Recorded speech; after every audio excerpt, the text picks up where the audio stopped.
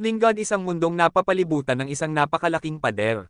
Ang pader na ito ang nagpoprotekta at umaalalay sa buong lupain. Itinuturing itong Diyos ng mundo. Sa mundong ito, may dalawang bansa, ang imperyo na nagbibigay halaga sa karunungan, at ang republika na nagpapahalaga naman sa tapang. Isang mapanganib na araw, nakita ng dakilang manghuhula ng republika na si Subay ang isang masamang tanda, ang pagbagsak ng Phoenix. Naniniwalang sa hangganan ng imperyo babagsak ang tanda kaya sinabi niya kay Komandante Ren na humingi ng pahintulot sa hari upang maagap nilang makuha ang lugar na iyon. Pero inunahan sila ni General Kai, nagpasya siyang lumusab kahit walang utos dahil alam niyang napakahalaga ng tanda ng Phoenix. Nakarating si Kai at ang kanyang hukbo sa oras, eksakto nang bumagsak ang kayamanan mula sa langit. Matapos itong buksan, nakita nila ang maraming singsing sa loob, at ang gamit ng mga ito ay malalaman pa sa hinaharap. Nang kukunin na nila ito, dumating ang mga tao mula sa imperyo upang nakawin ang kayamanan. Hindi nag-alala si Subay dahil alam niyang kaya ni Kai lumaban. Kumuha si Kai ng isang singsing mula sa bunkan. Ang mga singsing na ito ay nagbibigay ng kakayahan sa nagsusuot na magkaroon ng isang set ng armor. Apat ang kakalaban sa kanya pero tiwala si Kai, ang mga robot ay representasyon ng kaluluwa ng bawat tao, at hindi raw tatagal ang mga kalabang monotone ang kulay. Inihagis niya ang mga ito sa ere at pinatumba lahat sa isang galaw. Biglang may isa pang tanda na bumagsak, ngunit sa lugar na hindi nila nasasakupan. Gusto ni Subay na bumalik si Kai habang siya naman ang kukuha ng ikalawang tanda. Siya na raw ang bahala kung paparusahan man sila ng hari. Ang lugar na babagsakan ng tanda ay isang malayong nayon sa kabundukan. Karamihan sa mga tao roon ay mga cowboy, at nabubuhay lamang sa pangangalap at pangangaso. Dahil kakaunti ang hayop, hirap sila sa kahirapan. Dumating sina Subay at Ren sa nayon at nakita nilang pinapainit ng mga tao ang tanda. Umaasa ang lahat na pagkain ang laman nito. Isang babae ang nakatuklas na hindi pala pagkain iyon. Sa loob ay may lumabas na binatang hubad at sinipa ang lalaking nagluluto nito. Nagtakbuhan ang mga bata at kinagat siya dahil akala nila pagkain siya. Nagulat si Subay, isang tao pala ang laman ng tanda. Kinagabihan, tinanong ng buong nayon ang binata kung sino siya, pero hindi niya maalala. Ang natatandaan lang niya ay galing siya sa kabilang panig ng pader. Natawa ang mga tao dahil ang buong mundo ay nasa loob lang ng pader. Pero hindi niya sila pinakinggan, naglakad siya papunta sa pader upang lampasan ito. Sa unang pagkakataon, napaisip si Subay, baka nga may buhay sa labas ng pader. Buong buhay nila, ang lahat ng kaalaman ay ayon sa turo ng pader, at anumang hindi maipaliwanag ay tinatawag nilang banal. Biglang dumating ang isang magnanakaw na naghahanap ng kayamanan mula sa langit. Itinuro ng mga tao ang binata pero hindi naniwala ang magnanakaw, hindi raw posibleng ang isang hubad na lalaki ang kayamanan. Sinubukan ng binata na magpaliwanag pero hindi nakinig ang magnanakaw. Sinimulan niyang wasakin ang nayon at pinilit ang babaeng may asul na buhok na kunin ang rel iko ng kanyang ama, isang singsing na kayang magpalit anyo. Siya ang sheriff kaya tungkulin niyang protektahan ang nayon. Isinuot niya ang singsing at nag-transform, ikinagulat ng binata. Ipinaliwanag ng pantas ng nayon na ang singsing ay kumukonekta sa paniniwala at prinsipyo ng nagsusuot, kaya nakakalikha ito ng armor para lumaban. Ang paniniwala ng babaeng may asul na buhok ay ang pagtiis at pagtanggap ng mga atake kaya malakas ang depensa niya. Ngunit mas malakas ang magnanakaw, ang paniniwala nito ay, habang mas tumatakbo ang kalaban, mas lumalakas ako. Hiniling ng mga taga-nayon na tumulong ang binata dahil kapag nasira ang armor, mamamatay din ang nagsusuot. Tumakbo siya sa kanyang bakal na kahon at hinanap ang singsing. Tiwala siyang kaya niya ito at sinuot niya. Nagtagumpay siyang mag-transform bilang isang napakalakas na robot. Nilabanan niya ang magnanakaw at nilayo ito mula sa nayon. Kapag inaatake siya, lumalambot ang katawan niya na parang slime, pero bumabalik din sa dating forma at nakakalaban pa. Hindi niya pa alam ang kanyang paniniwala, ngunit sinipa niya ang magnanakaw ng sinipa hanggang mabasag ang singsing nito, dahilan upang tumakas ang kalaban. Natagpuan siya ni Subay at namangha, nakalaban siya ng matagal, samantalang ang normal na tao ay napapagod matapos ang 1 o 2 oras. Tinanong siya ni Subay tungkol sa labas ng pader, ngunit wala siyang maalala. Sa mundong ito, naniniwala ang mga tao na ang lahat ay nasa loob lamang ng pader, kaya kakaunti ang maniniwala sa kanya. Naguluhan ang binata sa paliwanag ni Subay at basta na lang sinuntok ito. Dali-daling umatake si Ren pero pinigilan siya ni Subay. Sa kabila nito, naging interesado si Subay sa binata. Handa raw siyang tulungan siyang lumabas ng pader, pero kailangan niyang manatili muna ng ilang araw. Samantala, sinusuri ng nayon si Atli, ang babaeng may asul na buhok kung ligtas siya. Nais sana niyang hanapin si Arrow, ngunit bigla itong lumipad pabalik at natulog.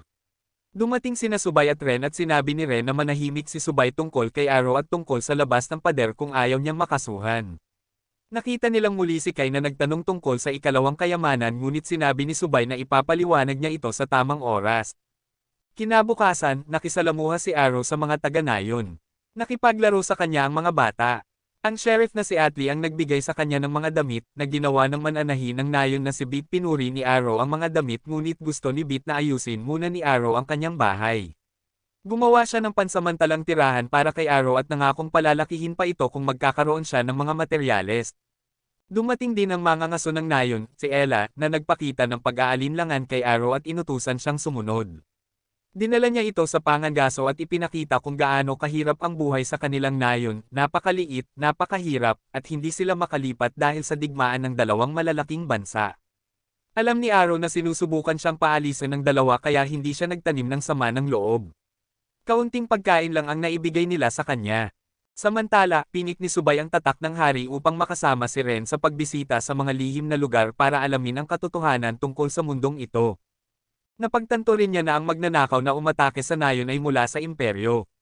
Naiulat na ng magnanakaw ang nangyari, nabali ang singsing niya ngunit hindi siya nasaktan. Nais marinig ito ng prinsesa ng imperyo dahil mapagmahal siya sa kapayapaan, at kung may paraan para maiwasan ang madugong labanan, gusto niya itong malaman. Inutusan niya ang mga opisyal na hanapin si Arrow. Tinawagan nila ang pangulo ng maliit na bansang kinaroroonan ng nayon para hilinging ibigay si Arrow kung maaari. Kinagabihan, nakita ng mga taga-nayon na maraming hayop ang naiuwi, tiyak na hinunting lahat ni Arrow bilang kabayaran sa pagtanggap nila sa kanya. Ngunit dumating bigla ang mga sundalo upang hanapin si Arrow. Dahil wala siya roon, iniutos ng pangulo na lipulin ang buong nayon.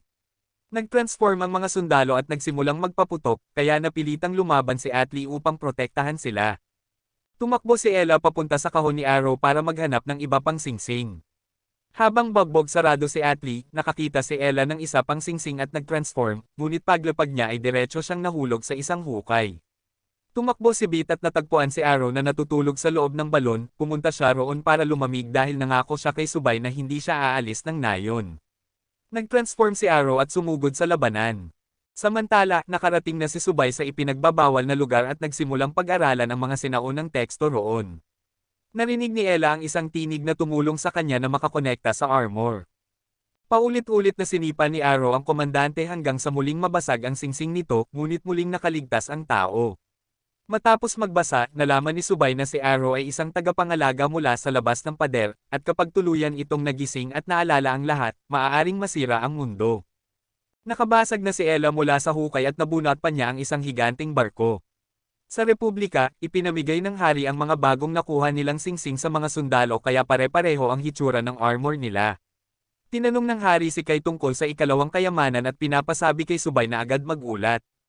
Pagkabunot ni Ella sa kanyang paa mula sa barko, bigla itong huminto at bumagsak. Nabalitaan na ni Kai na ang laman ng ikalawang kayamanan ay isang tao at ang barkong nakita niya ay may kakayahang gumuho ng mundo. Pinayuhan niya si Subay na maghinay-hinay dahil napakadelikado ng emperador, at marami ring galit kay Subay. Nangako si Subay na pag-aaralan niya ng mabuti bago magsumite ng ulat dahil kilala nilang lahat kung gaano kasindek ang hari.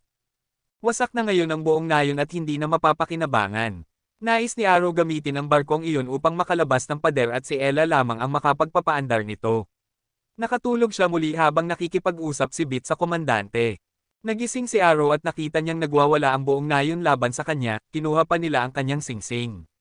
Sinabi nila na kung ibibigay nila siya at ang barko sa Pangulo, magkakaroon sila ng kapayapaan. Kinagabihan, dumating si Atli at pinilit si Beat na palayain si Arrow dahil 2 beses na niyang iniligtas ang kanilang buhay. Ngunit sinabi ni Ella kay Atli na ibaba ang baril dahil kukunin lang ng hukbo si Arrow, hindi papatayin.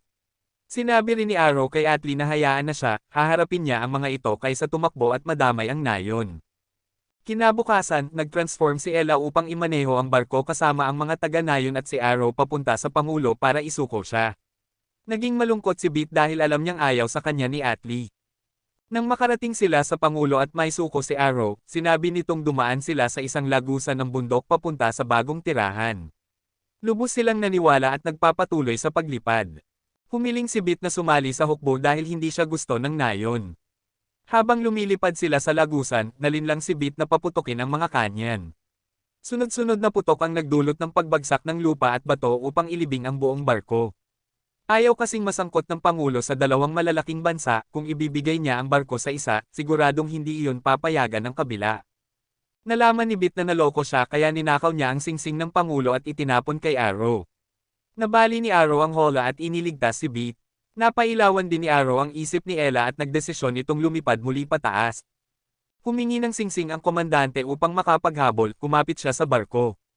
Papasok na si Arrow sa labanan nang muling sumugod si Atlee. Naitali niya ang kalaban ngunit nagpumiglas ito at binaril siya sa bibig. Binago ni Atlee ang kanyang paniniwala at ibinalik ang bala sa kalaban, kaya tinapos ito ni Arrow. Pinilit ng mga taga-nayon ang Pangulo at hukbo na huwag na silang galawin, ngunit sinabi ng Pangulo na dapat na nilang lisanin ang bansang iyon. Matagal na raw abandonado ang kanilang nayon kaya gagawin nilang tahanan ang barko, at pansamantala ay pupunta sila sa pader upang malaman kung totoo ang sinasabi ni Arrow. Kapag totoo, doon sila maninirahan, sa labas ng pader na ipag-ulat na nisubay ang lahat sa hari. Humiling siya mismo ang humawak sa barko at kay Arrow. Noon pa, sina Kay at Subay ay mga batang ibinente ng kanilang nayon sa gobyerno. Itinapon sila sa isang balon na parang mga hayop, bagay na lubhang ikinagalit ni Kay. Binasag niya ang posas at naghangad na balang araw ay agawin ang kapangyarihan ng bansa. Nangarap sina Subay at Kay na baguhin ang buong bansa. Kaya gusto ni Subay na siya ang humawak kay Arrow, sapagkat kung magtatamo siya ng malaking karangalan, wala nang makahahadlang sa kanila para maabot ang kanilang pangarap. Ayaw niyang sumama si Kay dahil baka sabihin ng iba na inaagaw niya ang karangalan nito. Determinado silang pareho. Samantala, dumating ang isang grupo ng mga bayarang sundalo sa neutral na teritoryo sa pagitan ng dalawang bansa at sinalakay ang plantasyon ng imperyo. Nagpulong ang grupo ni Arrow at pinag-isipang dumaan sa neutral zone papunta sa pader para maiwasan ang sagupaan. Ngunit biglang dumating ang mga sundalo ng Republika upang atakihin sila. Naghagi sila ng isang bola at lumabas ang hari ng Republika. Determinado siyang wasakin ang barko at wala silang pagkakataon sa negosasyon. Pagkatapos niyang magsalita, agad na nagpaulan ng bala ang mga sundalo. Sinabi ng doktor na magtago muna sila sa malapit na lungsod ng mga ngalakal. Si Atlee ang manggenguna, si Ella ang magmamaneho ng barko, at si Arrow ang magtatanggol. Ipinadala ni Subay ang 4 na bayarang sundalo upang lumaban. Nagsuot sila ng singsing at naglabas ng usok na nakakapigil sa paglipad ng barko. Sinubukan ni Subay ang teknik na iyon laban sa barko ni Arrow at gumana nga, tumigil ang paglipad, kaya napilitang bumaba sina Arrow at Atlee upang lumaban. Dumating sina Subay at Ren upang salubungin si Arrow. Dati, tinulungan siya ni Subay dahil may pakinabang siya, pero ngayon ay iba na ang sitwasyon. Sinubukan ni Arrow makipag-usap ngunit nabigo, hindi niya na alam kung kaibigan o kalaban ba talaga si Subay. Sinabi ng 4 na sundalo na iniutos sa kanila ni Subay na gilangin siya hanggang maging pulbos. Nagpakilala pa sila ng maayos bago simulan ng laban, gusto raw nilang lumaban ng mahusay para kumita ng mas malaki. Sa katunayan, sinusubok lang ni Subay ang lakas ni Arrow. Hindi niya ito siseryosohin ng bahagya dahil ang pinakamahalagang bagay ay impormasyon. Sa panig ng imperyo, narinig nila na inatake ang hangganan ngunit hindi sinakop. May larawan din sila ng barko kaya inisip nilang nagre-rebelde ang Pangulo. Si Atlee ay hinayla pabagsak ng isang kalaban. Si Arrow naman ay sabay-sabay na inatake ng 3 may kapangyarihan, hangin, tubig, at apoy. Hindi maaaring manatili si Ella sa barko, kaya bumaba rin siya upang lumaban. Ngunit pagdikit pa lang niya kay Atlee ay tinaire siya agad ng water user. Tinawag ng mga kalaban si Arrow na walang kwenta at umaasa lang sa swerte. Kaya ipinakita niyang bida talaga siya, bigla niyang natutunan ang kakayahang maghati sa 4 na katawan. Kapag pantay ang bilang, wala raw makapagpapahirap sa kanya. Ipinaliwanag ni Subay na nagawa niya ito dahil wala siyang tiyak na paniniwala, kaya walang hanggan ang kanyang kapangyarihan, patunay na totoo ang propesya ng pagwawakas ng mundo. Sinubukan ng mga sundalo ng Republika na i-activate ang kanilang armor ngunit pinindot ni Subay ang isang button na nagpabasag sa lahat ng singsing. Ikinulong niya si Ren sa sasakyan at lumapit kay Arrow upang sumuko. Ayaw na raw niya maglingkod sa Republika at nais niyang sumama sa grupo ni Arrow.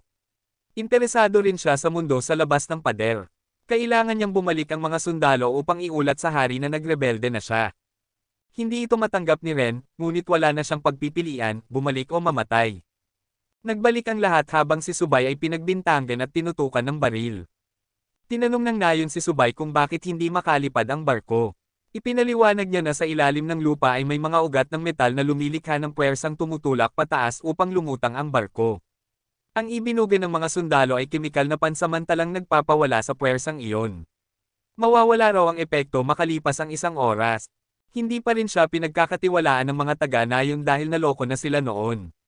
Gusto nila siyang magpakita ng katapatan tulad ng ginawa ni Arrow. Nakabalik na si Ren at ibinalita kay Kai na nagtataksil si Subay bagamat hindi niya alam kung bakit. Dinala si Subay sa control room ng barko. 10 taon na ang nakalipas, noong alipin pa sila ni Kai, sinama sila ng mga sundalo upang manghuli ng kayamanan mula sa langit. Kinuwente ni Subay ang anggulo ng pagbagsak at dinala si Kai upang kunin ito. Inatake sila ng mga rebeldeng sundalo ngunit nilampaso naman ni Kai ang lahat. Dumating ang emperador at ang tagapayo ng hari. Akala ng tagapayo ay hindi karapat-dapat sina Kai at Subay na humarap sa emperador at gusto niya silang ipapatay.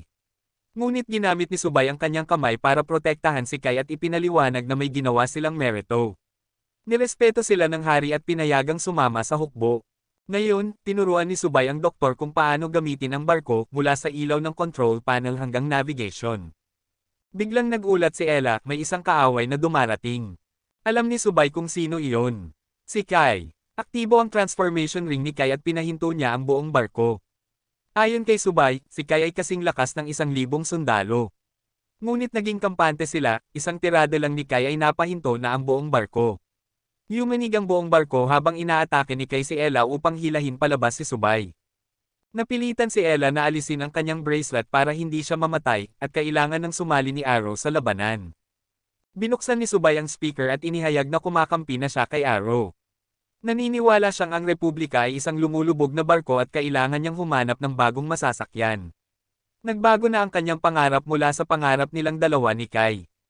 Humarap si Arrow kay Kai at nag-transform si Kai at inactivate ang kanyang apoy na espada para umatake pero hindi siya nasaktan. Gayunman, pinaikot niya ang espada at itinapon si Arrow palayo. Nag-split si Arrow sa maraming katawang animoy clones at sabay-sabay na umatake pero nagpakawala si Kai ng shockwave mula sa katawan niya kaya muling bumagsak si Arrow. Tumakbo si Atli para tulungan si Arrow. Ayon sa hepe ng nayon, kasalanan ni Subay at Arrow ang gulong ito dahil sila ang nagdala sa kanila dito. Pero kahit umalis sila ngayon, mapapahamak pa rin sila dahil nakikita ng dalawang bansa ang battleship bilang banta. Kaya ang tanging paraan para mabuhay sila ay lumaban. May naisip siyang paraan para makatakas sila at kailangan niya ang doktor para sundin ang kanyang mga tagubilin. Lumabas si Subay at hiniling sa lahat na alisin ang kanilang armor para makipag-usap. Hindi inaasahan ni Arrow na magiging ganito kalakas si Kai at ngayon ang tanging pag-asa nila ay pagkatiwalaan si Subay. Lumapit si Subay para makipagnegosasyon kay Kai ngunit pinagalitan siya nito dahil sa pagiging makasarili at pagtalikod sa kanilang pangako. Ipinakita ni Kai ang kanyang peklat bilang paalala, 5 taon na ang nakalipas, nang ibinigay sa kanya ang transformation ring, siya lamang ang naiiba kaya siya ay na-promote bilang general. Si Subay naman ay naghangad maging pangunahing astrologer. Nangako silang dalawa na babaguhin nila ang bansa, at iniwan ni Kai ang peklat na iyon para manatili sa kanyang alaala ang kabaitan ni Subay.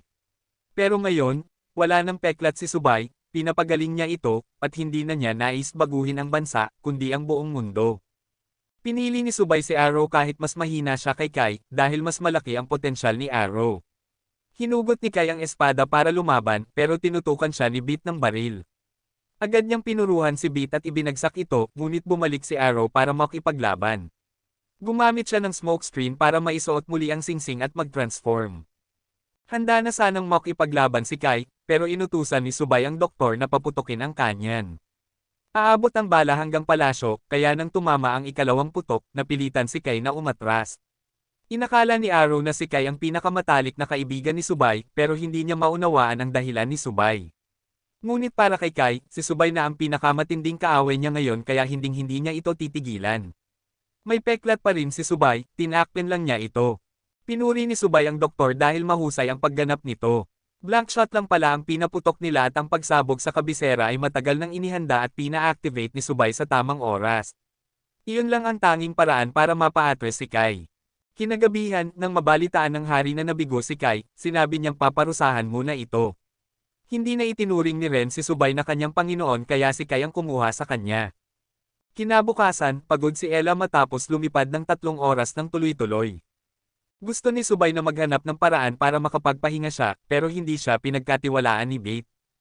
Kaya hinayaan ni Arrow na si Subay ang maging guro ni Bate. Ginamit ni Subay ang talino niya para lituhin si Bate at mapatigil ito. Inactivate niya ang flying ability para makapagpahinga si Ella. Pina-check din nila si Ella sa doktor at lumabas na ayos naman siya, at kaya pang lumipad ng barko hanggat walang humaharang dito. Ginamit ni Subay ang natitirang enerhiya ni Ella para manatiling nakalutang ang barko nang hindi kailangan ng pagmamaniobra. Gusto ng hepe ng Nayo na manahimik muna sila para makapagpahinga si Ella kaya naglibot-libot muna sila sa barko. Maluwag ang barko at kaya nitong tirhan ang daan-daang tao ng komportableng pamumuhay. Higit pa rito, mas moderno ito kaysa dati nilang buhay, at ang mga sandata rito ay mas mahusay kaysa dati nilang baril. Sa kabilang banda, pinaparusahan ngayon si Kay sa pamamagitan ng pagpatong ng mabibigat na bato sa kanya dahil nabigo siya.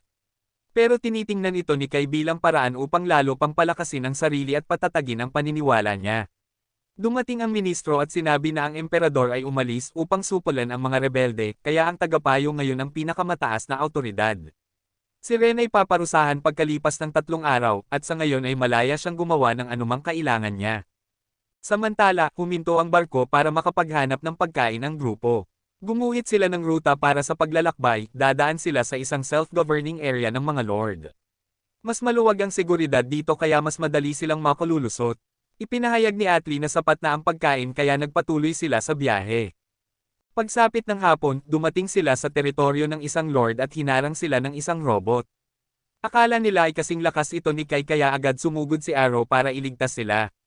Maya-maya, nadiskubreng isang binatilyo lang pala iyon. Dahil gutom ang bata, binigyan nila ito ng pagkain at dinala sa tirahan. Ikinwento ng bata sa mga kaibigan niya na mabubuti ang grupong iyon dahil binigyan sila ng pagkain. Ikinwento ng bata ang kanilang sitwasyon, tinatrato sila na parang hayop, at ang iba ay ginagawang gulay matapos eksperimento sa lugar ng Lord. 2 sa kanila ang nakapagnakaw ng transformation ring at winasak ang research area para makatakas at mailigtas ang iba. Humingi sila ng tulong kay Arrow. Pinayagan silang sumama, pero gusto nilang manatili para protektahan ang lugar. Biglang dumating ang Lord para manggulo kaya lumabas si Arrow at tinalo ito sa ilang galaw lang. Pinalayas niya ang mga ito at pinakain ang mga bata. Natagpuan niya ang batang asul ang buhok na lubos nang nawala ng pag-asa at sana raw manatili si Arrow para protektahan sila. Pero tumalikod lang si Arrow at umalis. Sumama siya kina Bit at Subay papunta sa lugar ng Lord. Malapit nang mag-umaga nang bumalik sila kasama ang mga tauhan ng Lord upang salakayin ang sakahan ng mga bata. Sinabi ni Arrow na nagbaligtad siya para makakuha ng mapa tungo sa pader. Iniisip rin ng hepe na posibleng ang tuluyang magtaksil si Arrow. Ipinahanda ni Subay sa Lord ang mga transformation ring. Napansin ito ng mga bata at nagpa siya ang batang asul ang buhok na hindi na magiging mahina pa. Sumugod siya para lumaban. Nagpakawala siya ng usok at sinubukang suntukin si Arrow, habang si Subay naman ay nag-flash ng liwanag para makuha ng mga bata ang mga singsing. Nasuot nila ang mga ito at nag-transform, at agad nilang napabagsak ang Lord. Tumigil na rin si Arrow sa pakikipaglaban. Naalala ni Subay ang buong mapa kaya naloko nila ang Lord.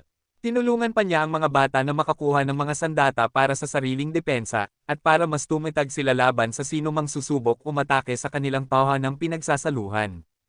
Nagpatuloy ang grupo sa paglalakbay at inisip ni Subay na matalino rin si Arrow dahil hindi siya nagsasalita ng sobra, pero naniniwala pa rin siya ang may pinakamalaking naiambag dahil siya ang nagplano ng lahat. Napansin nila na may hukbong humahabol sa kanila, ngunit hindi ito magiging ganoon katanga para umatake malapit sa pader na malapit sa neutral zone dahil bawal iyon. Ngunit ang hari ng Republika ay handang lumabag sa batas kung kinakailangan, kaya kailangan nilang pabagsakin agad ang pader at agad na umalis. Biglang tumakbo ang mga bata at nagulat na kalahati ng mga taga-Nayon, kasama ang hepe, ay gustong umalis. Naniniwala kasi sila na kung babagsakan ang pader ay susumpin sila. Lumaki na silang nakakulong at hindi kayang mabuhay sa labas. Ngunit ang kalahati naman ay handang humahanap ng mas mabuting lugar. Nai-report ng Lord sa prinsesa ang nangyari, pero nagalit ito dahil naglakas loob siyang gawin eksperimento sa mga bata. Lumayo ang prinsesa na umiiyak. Paalis na ang Lord nang isipin niyang masyadong mahina ang prinsesa. Bilang kaparusahan sa pagpapaiyak sa prinsesa, kinuha ng kapitan ng kabalyeriya ang isa niyang kamay. Narinig ng prinsesa ang 2 ministro na nag-uusap tungkol sa kanya, pero mayroon siyang sariling paninindigan, handa na rin siyang alisin ang barkong nagiging problema sa kanila. Samantala, nakarating na ang grupo ni Arrow sa pader at naghanda para sirain ito. Nag-transform si Arrow sa anyong robot at umatake, ngunit walang nangyari. Tumulong si Atli pero wala ring epekto. Ni si Subay ay walang ideya kung bakit, wala pa kasing sino mang sumubok sirain ang pader noon. Samantala, sinusuri ni Ren ang lahat ng iniwan ni Subay at nadiskubre niya ang bombang itinanim nito sa palasyo. Dahil dito, nalaman kaagad ng tagapayo ng hari na tino-trick sila ni Subay noon, ngunit hindi pa rin niya pinayagan ang commander na umatake dahil sa batas ng neutral zone. Naunawaan na ngayon ni Subay kung paano gamitin ang kanya ng barko, kaya pinaputok niya ito sa pader. Subalit wala pa ring epekto. Bigla namang tumubo sa pader ang dalawang tentacle na tila buhay at tinulak sila pabalik sa teritoryo ng Republika. Sinamantala ito ng commander at ipinag-utos ang pag-atake. Siya ang general ng Hilagang Republika at nais niyang dalhin ang ulo ni na Arrow at Subay sa hari. Sumugod siya at hinaila si Arrow mula sa barko para makipaglaban. Sinubukan ni Atli na lumaban ngunit wala itong nagawa. Hindi rin niya masugitan si Arrow dahil sobrang manipis at mabilis ang katawan nito. Sa huli, pinalabas ng general ang gas para mawala ang repulsive force at hindi sila makaalis. Kailangan manatili roon si Ella kaya bumalik si Atli sa barko para ipagtanggol ito. Gagamit sana ang commander ng isang espesyal na atake nang biglang lumipad mula sa kung saan ang isang robot at ninakaw ang kanyang sandata. Ang taong iyon ay ang babaeng commander ng imperyo. Inakala ng general na lumalabag siya sa batas, ngunit ang pagbabawal ay para lamang sa lupa, hindi sa himpapawid, kaya hindi siya lumabag. Ipinahayag ni Subay na tinago ng imperyo ang teknolohiya ng lumilipad na robot para makaiwas sa batas, kaya tama ang ginagawa ng babae. Ginamit din ni Subay ang tambucho ng barko upang hipan palayo ang gas na nag-aalis ng repulsive force. Dahil natulungan sila ng commander ng imperyo na makalabas sa teritoryo ng Republika at bumalik sa neutral zone, hindi na makaabante ang general at umatras. Humingi siya ng pahintulot na imbitahan ang buong grupo sa prinsesa.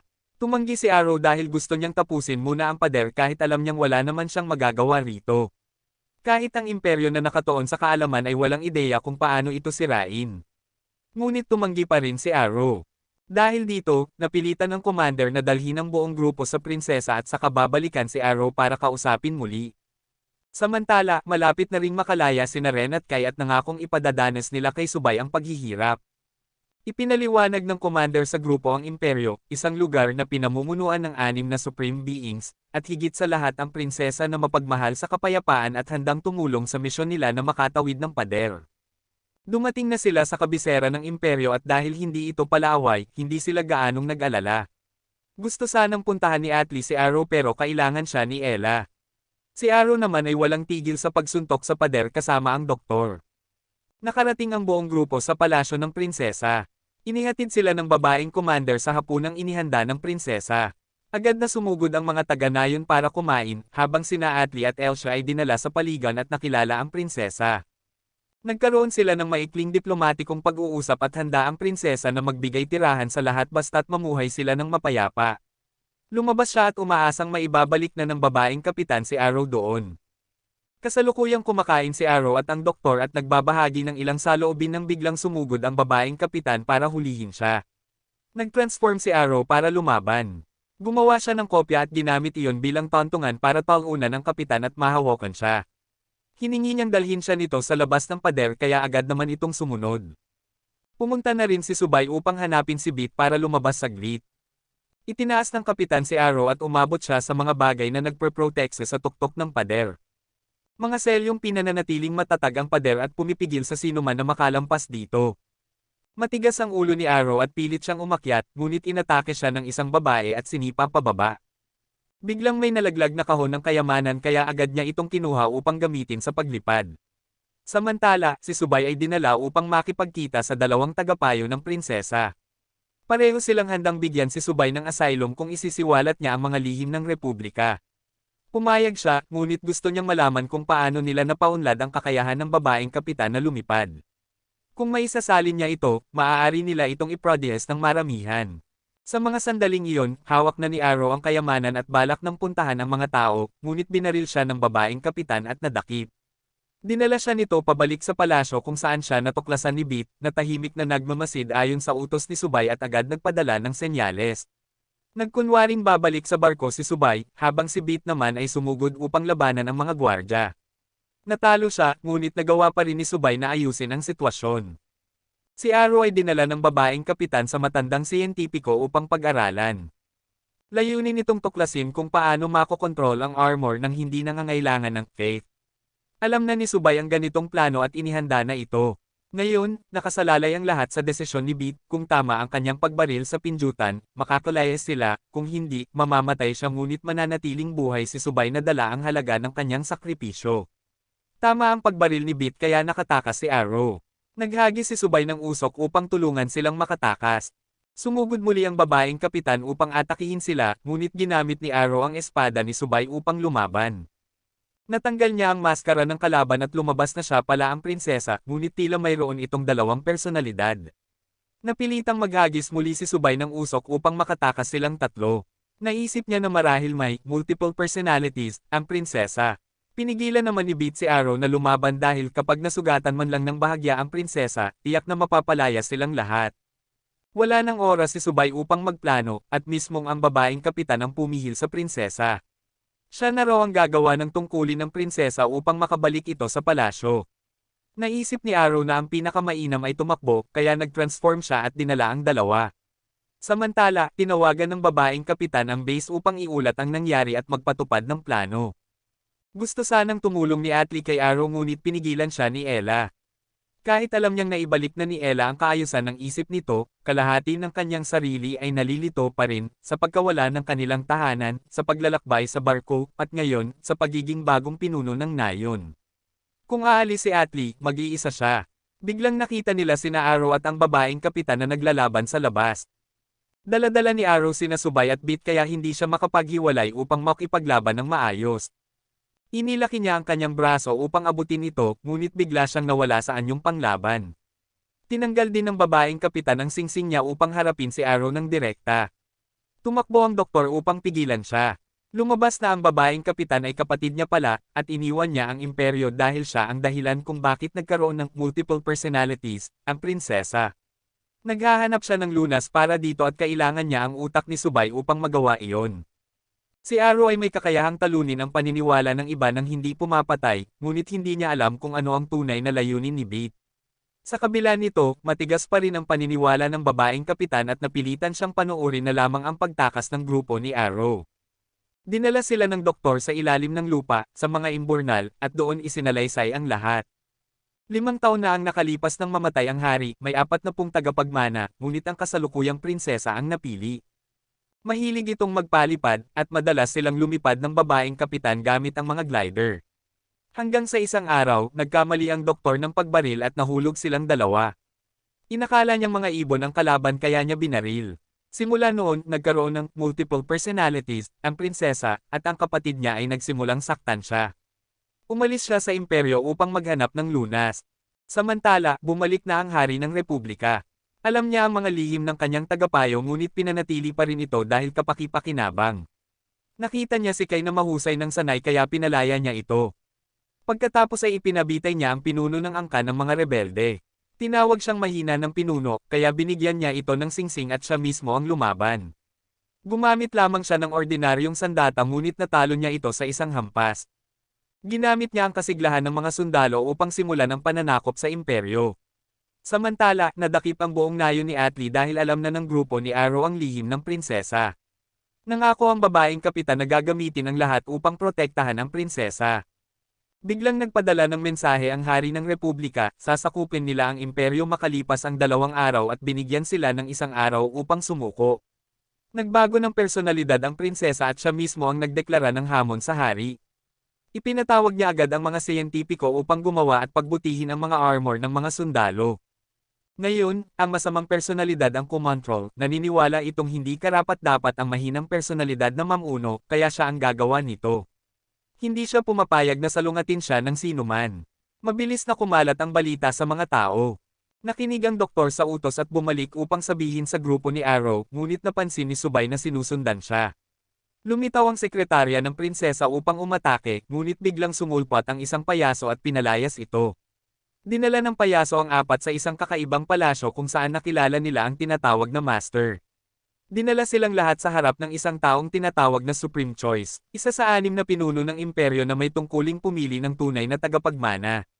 Alam niya kung sino sina Arrow at ang kanyang grupo, ngunit hindi gusto ni Arrow ang taong ito kaya bigla niyang inactivate ang kanyang kapangyarihan at pinabagsak ito. May suot siyang singsing ngunit hindi niya maaaring gamitin ang buong lakas nito dahil napakalakas, kaya sinasadya niyang maging tamad at pabaya dahil kung sineseryoso niya ito, maaaring maguno ang mundo. Dinala rin doon ang sekretaryong umatake kanina. Hindi niya hinayaang galawin ng palasyo ang grupo ni Arrow dahil bisita niya ang mga ito. Siya ang pumili sa kasalukuyang prinsesa at nagdala rin ng ibang kandidato para lamang gawing aliwan, lahat sila'y ginawang alipin na mas mabuti pa raw kaysa patayin. Noong nagkaroon ng aksidente ang prinsesa, nag-donate siya ng dugo at tumulong para maging karapat-dapat itong mamuno, at malamang na iyon rin ang dahilan kung bakit nagkaroon ng pangalawang personalidad ang prinsesa. Ipinabatid din ng sekretaryo na si Ella ay nakatakdang pugutan.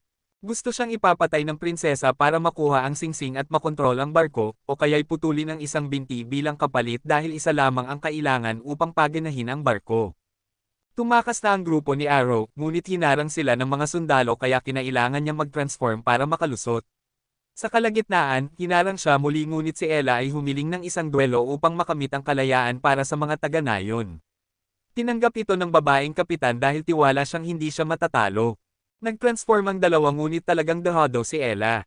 Si Arrow naman ay nagising ang bagong kapangyarihan at nagkaroon ng pakpak para lumipad papunta kay Ella. Gagamit na sana ng pambato ang babaeng kapitan upang tapusin si Ella, ngunit dumating si Arrow. Sasalo na sana siya sa laban ngunit Jane Austen ni Ella na siya pa rin ang lumaban, kaya nag-transform si Arrow bilang isang espada para gamitin niya. Masyado itong mabigat, kaya gumawa siya ng thruster upang paikutin si Ella at bigyan siya ng bilis. Sa huling pag-atake, hinayla ni Arrow si Ella pataas upang maihatid ang pamatay na hampas. Nang tamaan ng babaeng kapitan, nag-alala ang prinsesa na baka ito mamatay, ngunit ang sinumang matalo ni Arrow ay hindi naman nawawala ng buhay. Pagbalik ng prinsesa, nagsimulang magalit ang madilim na personalidad at inilabas pa ang singsing upang ipapatay ang mga taga-nayon. Binanggit ni Subay na ang prinsesa ang napili para sa Supreme Blood Sacrifice, isang bagay na hindi alam ng kapitan. Sinubukan naman ni Ella na ibalik ang prinsesa sa katinoan. Nagising muli ang tunay na personalidad at isinelyo ang madilim na anyo sa kanyang singsing. Dahil dito, napagtanto ng prinsesa na hindi maiiwasan ang digmaan at nagpasya siyang lumikas ang mga tao. Nag-alok si Ella na makipag-alyansa para labanan ang kanilang parehong kaaway. Samantala, pumasok na ang hari ng Republika sa labanan at pinapalakas ang loob ng hukbo. Tinawag siyang matandang Meniochis, at lalo siyang ginanahan dahil gusto niya raw kapag may kalaban. Nag-aalala naman ang prinsesa kung kaya ba niyang mamuno ng mas maayos kaysa sa madilim na personalidad niya. Nagtulong sina Subay at ang doktor upang gumawa ng artificial na singsing para palakasin ang hukbo. Nagtagumpay sila sa teorya at kailangang i-adjust ang mga singsing upang maging perpekto. Kumuha si Subay ng ilan bilang bayad. Tinawag ng prinsesa sina Atli at Ella upang maglabas ng saloobin, at tinulungan siya ng dalawa upang magkaroon ng kumpiyansa. Pinili rin ni Arrow na manatili dahil hindi niya kayang iwan ang grupo para lang makipaglaro sa pader. Pagkatapos ng pagpupulong, sinabi ni Subay na tiyak na aatakehin ng hari ang pinakamalakas na bahagi ng imperyo kaya dapat doon magtuon ng hukbo. Sa pinakamahinang bahagi ay magpapadala siya ng mga barkong pandigma para sa depensa. Nang magsimula na ang digmaan, naglayag ang barkong pandigma at naiwan ang mga tao. Ayaw na ng matandang pinuno ng nayo na masangkot pa sa mga plano ng doktor, pagod na siyang paglaruan ng mga maharlika. Muling nagkita ang magkapatid na kapitan at doktor, at binigyan niya ito ng singsing kung nais pa nitong lumaban. Sinimula ng Republika ang pag-atake sa pinakamalakas na linya ng imperyo. Hindi na mahalaga ang maliliit na sundalo, ngunit kapansin-pansin ang dalawang general. Ang isa ay may armadong mukhang dragon na kasing bilis ng kidlat, at ang isa ay general na dati nang hinarap ni Arrow. Sinalubong sila ng kapitan at ng kanyang grupo. Sa panig naman ni Arrow, gusto ni Subay na baguhin niya ang pangarap, nais niyang pag-isahin ni Arrow ang mundo at maging pinuno ng dalawang bansa para wasakin ang pader. Ngunit dumating ang pinakamalakas nilang kalaban, sina Kai at Ren. Nag-transform ang dalawa at napilitang bumaba si Arrow upang harapin sila. Hinabol niya si Kai ngunit hinarang ni Ren. Kailangan ni Subay si Ella upang manatili at maniobra ang barko. Tinamaan ni Arrow si Kai at inakyat ito sa langit upang paulit-ulit na barilin ni Subay sapagkat hindi kayang umiwas ni Kai sa hangin. Naina si Kai at tinawag na duwag si Subay. Kinuha naman ni Arrow ang espada upang tapusin siya ngunit hinaranggan ni Ren at nagtangka ng suicide bomb. Kailangan niyang tanggalin ang singsing upang i-disable ang detonator. Nasaksak siya sa kamay ngunit nasuntok din niya si Ren upang matauhan. Nag-transform muli si Arrow bilang espada para kay Atli, pinaikot siya nito at inihagis upang hampasin ang mga kalaban. Bumagsak din si Kai dahil sa napakaraming tama mula sa mga putok ni Subay. Sa kabilang panig ng labanan, nananatiling matindi ang sagupaan. Gumamit ng madayang paraan ang hari ng palihim niyang kagatin ang kapitan, dahilan para tumilapon ito pabalik sa palasyo. Nang marinig niyang natalo si Kai, nagpasya siyang umatras. Sinisi ni Subay si Arrow dahil hindi nito tinapos si Kai, ngunit gusto talaga ni Arrow na mabuhay si Kai upang, kapag napag-isa niya ang mundo balang araw, maaari niya itong maging kaibigan. Nagising si Kai sa kampo, puno pa rin ng sama ng loob sa pagkatalo. Dinala naman si Arrow upang talian ang kanyang sugatang kamay. Ipinaliwanag ni Subay ang maraming teorya tungkol sa tinatawag na belief particles, at sinabing dahil sa pinsala ng kamay ni Arrow, mas magiging delikado ang pakikipaglaban niya, kung hindi mag-iingat, maaari siyang makapatay ng tao sa halip na sirain lang ang kanilang singsing. Sa paggawa ng estratehiya, binalak nilang akitin ang hukbo ng Republika papunta sa makitid na daanan ng bundok upang atakihin ito doon. Nais nilang durugan ang hari gamit ang gumuguhong bato mula sa taas. Ngunit nagprotesta ang mga tao laban sa digmaan kaya kinailangang lumabas ang prinsesa upang tiyakin sa kanila na magiging maayos ang lahat. Pinili nilang magtiwala sa kanya, samantalang ang kapitan ay labis na nahihiya sa pagkatalong naranasan niya. Sa panahong ito, nagsasanay si Ren kasama ang isang general nang hanapin siya ng hari. Alam niyang sabik si Ren na maging mas malakas, kaya tinali niya ito at itinapon sa talon upang subukan kung makakaligtas siya mag-isa. Nakalutang si Ren at kumapit gamit ang kanyang bibig sa mga ugat ng puno. Si Bid naman ay may gustong gawin at humiling kay Subay ng singsing, ngunit gusto muna niyang matutunan kung paano gamitin ang mga kanya ng barko. Biglang dumating si Arrow at nagtanong kung bakit kailangan pang magsikap ni Subay para manalo. Kinabukasan, nakalibot na ang buong barkong pandigma sa hukbo ng Republika, ngunit hindi sila basta-basta mapipigilan. Muling lumitaw si Kai, nag-transform, ngunit sugatan pa rin kaya si Atli ang unang umatake. Pinaputok ni Arrow ang mga bala pataas para kay Bid na tumama kay Kai. Bumagsak si Kai at iniwan sa ilang sundalo upang tapusin. Sumulong naman ang grupo ni Arrow upang tumulong sa kabilang panig. Samantala, nagsimula ng makaramdam ng takot ang kapitan sa presensya ng hari. Nakabalik si Ren na tila nagising ang bagong lakas, kaya binigyan siya ng hari ng panibagong singsing. Bumalik siya upang hanapin si Kai. Binubugbog na si Kai ng mga sundalo at inakala niyang iyon na ang katapusan, nang biglang dumating si Ren. May bago siyang kapangyarihan at gusto niyang gamitin ni Kai ang kanyang pakpak, ngunit sobra ang pride ni Kai kaya tumatanggi. Sinuntok siya ni Ren para ipatapon ang kay-abangan niya at labanan ng buong lakas, gaya ng ginagawa ngayon ni Subay. Nagising din si Kai sa kanyang bagong lakas at nagpasya siyang magsanib kay Ren upang gamitin ang mga pakpak at habulin ang kalaban. Halos maubos na ang lakas ng kapitan nang dumating ang barkong pandigma para tumulong. Aatake na sana si Arrow nang makita siya ni Kai. Naniniwala si Kai na hindi na siya mas mahina kaysa kay Arrow kaya pinabagsak niya ito mula sa langit at tinangkang atakihin si Ella. Napahiwalay si Ella sa barko kaya hindi na ito magamit sa labanan. Nagpasya si Arrow na gamitin ang buong lakas upang labanan si Kai, ngunit nang gagamitin na niya ang espada ay nag-malfunction ito. Napagtanto ni Ren na maaaring dahil ito sa sugat na ibinigay niya noon. Ngunit kahit ganon, hindi sila magpapakita ng awa kay Arrow, kaya napilitan siyang lumaban ng buong lakas laban sa kanilang dalawa. Sa ibaba, nakikipaglaban naman ang dalawang babae sa dalawang veteranong general. Si Arrow naman, walang magamit kundi ang kanyang mga kamay laban sa talim ni Kai. Umatras si Kai para kumuha ng buwelo at sumugod kay Arrow, pero sinalo ito ng kapitan upang protektahan siya. Dumating na rin ang dalawang tapat na tauhan ng kapitan upang tulungan ang dalawang babae, humingi ng paumanhin dahil sa kanilang maling pag-intindi at pagbilanggo sa kanila. Napansin ng kapitan na hirap si Arrow sa kanyang braso kaya sinabihan niya itong lumipad pataas. Sumunod si Arrow, at hindi alam ni Kai at Ren kung ano ang naghihintay sa kanila sa taas. Ginalaw nila ang pwesto at itinulak sila Kai at Ren papunta sa mga limitadong bagay sa himpapawid. Gusto ng kapitan tapusin sila, ngunit natakot si Arrow na baka mapatay niya silang dalawa kaya naghinay-hinay siya, at nabigyan ng pagkakataong makatakas sina Kai at Ren. Sinabi ni Subay na mag-transform si Arrow bilang espada para sa kapitan, kaya ginawa niya ito. Magsisimula na sana ang laban ng apat na pinagsanib na mandirigma, nang biglang makita ng prinsesa na naka-broadcast ang labanan sa buong bayan, ang nag-broadcast ay ang Supreme Choice mismo. Muling naghiwalay si Kai at Ren, kaya napilitang bumalik si Arrow sa anyong robot upang habulin si Ren. Nagtapon si Kai ng wire at kinuryent ang binti ng kapitan. Lumapag si Arrow para tulungan siya at ilayo si Kai, habang naiwan ang dalawang babae na magharap. Kinailangan ni Bid na siya na mismo ang magmaneho ng barko dahil wala na si Ella. Ang prinsesa ay hindi na nais manood lamang, sumama na rin siya sa labanan. Kumpiyansa siyang kaya niyang supulan ang madilim na personalidad niya.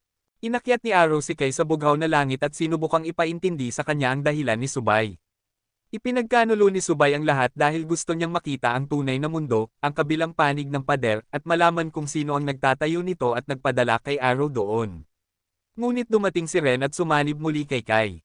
Ibinagsak nila si Arrow, iniisip na isang makasariling nilalang lamang siya na nais bumalik sa labas ng pader nang hindi iniintindi ang paghihirap ng mga tao. Pitatupose na sana nila si Arrow nang biglang lumitaw ang prinsesa. Lumapit siya kay Kai at kahit anong gawin nito, hindi niya ito masaktan. Ginamit ng prinsesa ang kapangyarihan niya upang pagalingin ang lahat ng kakampi at ibalik si Arrow sa laban. Tuwing-tuwa ang mga tao, ngunit napagtanto rin ng emperador na panahon na para sumabak siya. Isinuot niya ang 10 singsing ng sabay-sabay at sumugod sa labanan. Habang tinutulak ng hukbo ni Arrow ang kalaban papunta sa makitid na daanan ng bundok, dumating ang emperador. Nahanap niyang sobrang sikip ang lugar kaya isang kaway lang ng kamay niya ay nag-iba ang magkabilang panig ng bundok. Kaya nabigo ang plano nilang pambobomba at kailangan nilang harapin ang halimaw na iyon ng sila-sila lang. Sumugod ang kapitan para umatake ngunit mabilis siyang nasunggaban. Tinangka siyang sagipin ni Arrow ngunit pareho silang naitaboy. Muling humampas ang hari at napalipad ang buong grupo sa likod nila, tanging ang prinsesa na lamang ang naiwan. Napagaling na niya sina Arrow at ang kapitan ngunit mabilis na lumapit sa kanya ang hari, pilit na binubuhay ang masamang anyo niya. Patuloy siyang nilalabanan at muli niyang nawalan ng kontrol, tuluyang bumalik sa madilim niyang anyo.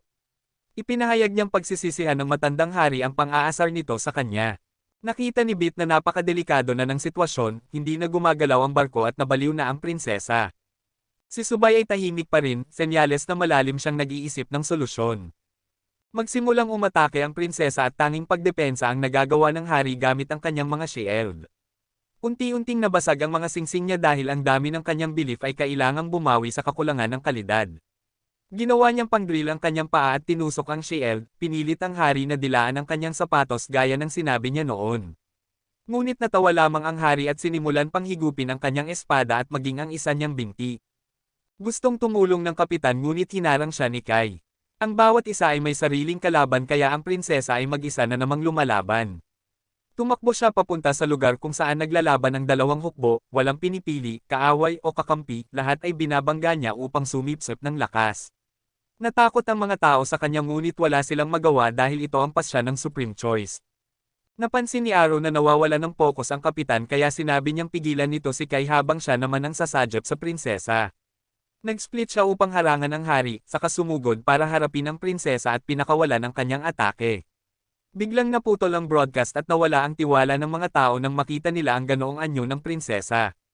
Pinayagan ng Supreme na ibalik ang broadcast at ipinakitang napabuti muli ni Arrow ang prinsesa at bumalik ito sa mapagkawang-gawang anyo.